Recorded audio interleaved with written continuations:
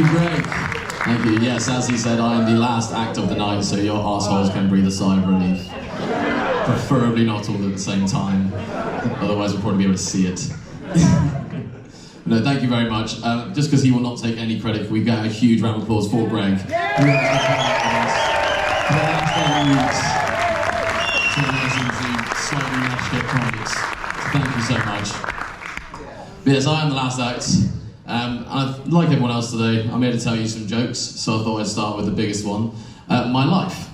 So, I'm 28, yes, actually. Despite my appearance, I'm not a 40-year-old man having a midlife crisis. I'm in fact a 20-year-old man with nothing else to do. But I'm a chef by trade. As you'll soon see, I do not do this for a living at all. And especially in Bristol, it's lovely because there's such an amazing food scene in Bristol. We all love food in Bristol, right? Exactly. I won't name drop any places because that'll be free advertising and that's not how I roll. However, I promise you, ladies and gentlemen, if you met the people who cook your food, I don't think you'd ever eat out ever again. Because you have to ask yourselves, what kind of person would voluntarily work 80 to 100 hours a week getting screamed at over fucking broccoli? Not the right people. These people have no education. They're either drug addicts, previous drug addicts, or future drug addicts. That's just me. Most chefs think that GCSEs are a different brand of MDMA. The one I always use as an example of this is my cherished friend and mentor, Johnny. He is the best person I've ever had the pleasure of knowing. He's coming up on almost 20 years of sobriety, which I think deserves an absolute round of applause. He's not here tonight, I just like it when you clap. But no, he's a wonderful, wonderful man, and he deserves all the praise in the world. But the way he behaves, you swear that he's been on drugs for the last 20 years. And rather than, being a better person, which again he is, he always gets this little twinkle in his eye when he's got a bad idea. I'll give you an example. We used to have this little KP's a kitchen porter or a dishwasher, for those who don't know. His name was Dan.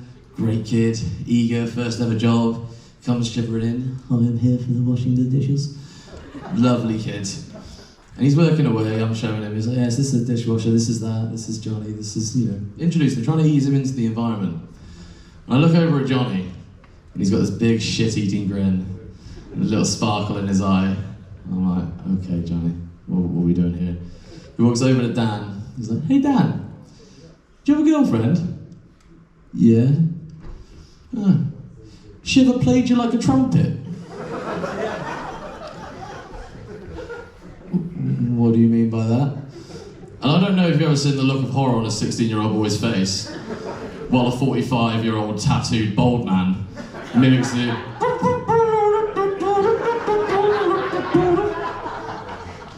ending it with the phrase, He's like, hey Dan, Miss never given you a home job. What's that? Well, it's been Johnny, we're short-staffed, mate, please.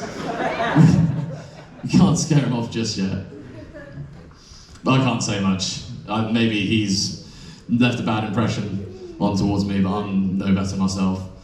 I'm always known as the loud chef. Or if you ever go to a restaurant and you hear somebody singing, chances are it's me. Not in that restaurant, I could be 3 doors down the road. You'll still hear me. Well, you'd imagine Valentine's Day, you got there with your spouse, tucking into a nice meal, enjoying the ambiance, and then muffled from the kitchen is just, can you feel the love tonight? I was trying to get everyone in the mood. I don't know if it worked. I'm hoping I got somebody laid. I'm hoping there was a lass there who was like, you know what I do? He's alright actually, it's alright. It's late in the day in the kitchen when I bust out a character I like to call Horny Kermit, which is exactly what it sounds like, ladies and gentlemen. I usually just walk up to an unsuspecting victim. Hello. You look really sexy today. Then I'll just progressively get more and more sexually aggressive. It's like, my favourite meal. Turd in the hole.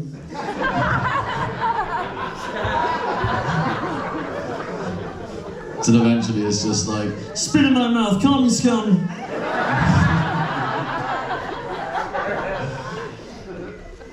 So if you take nothing else away from these last 5 minutes, ladies and gentlemen, I know Christmas time is very busy, everyone loves the food at Christmas time, hence why I'm bold at the age of 25, 28. It's bold at 19 if that makes you feel any worse. But if you take nothing else away from this set, just when you're tucking away your lovely prepared meal, thinking about what's going on behind the scenes, want you to wonder, is there a 16-year-old boy being traumatised? Is there a wannabe opera singer? Or is there just a very horny amphibian? I've been Chris Jeffries, thank you.